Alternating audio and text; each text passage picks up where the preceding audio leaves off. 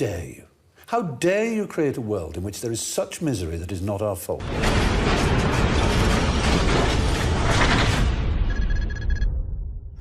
Hello, my name is John Fontaine, and I just want to speak about a recent video that is going viral on YouTube.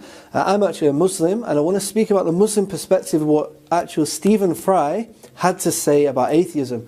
Now, he actually was being interviewed, and he said that atheism is not only about not believing in a God, but if there was a God, then he can't understand why why we have these what so-called problems of evil. So he's actually questioning that why does God allow certain things to happen, and this is a big problem which he has. So we can clearly see that his atheism is actually led on this problem of evil. Now, from the Islamic perspective, this is a very simple answer. God tells us in the Quran that this life is simply a test, and that he will test us with good and bad. Okay, so things that we perceive to be good and things that we perceive to be bad are both equally a test from God, because Allah wants to see, God wants to see who is the best among us, because this life is a test. Now, Allah also tells us in the Quran, God tells us in the Quran that it may be that we might like a thing that is bad. We might like a thing that is bad for us, and we may hate a thing that is good for us. Okay, and we can see this. There's a big wisdom in this. We know this in society. We see it in society today. We see alcohol. Society likes it.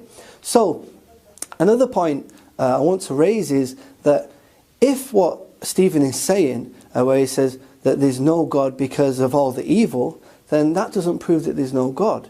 So under atheism, we can't actually say that something is objectively evil. And what I mean by this is that under atheism, we can see that morality changes. So what was acceptable in society 100 years ago and not acceptable is different to what is acceptable in society today.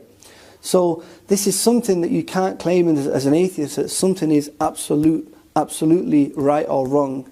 It's very clear that you have to have a creator, you have to have a God to actually have these claims, such as that murder is wrong, you know, and other things. So, to everyone, I just ask you, don't fall for this atheist narrative, these flimsy arguments that they bring against God, you know, to try to just justify not acknowledging God or not worshipping God. And I advise everyone, please, go and read the Quran.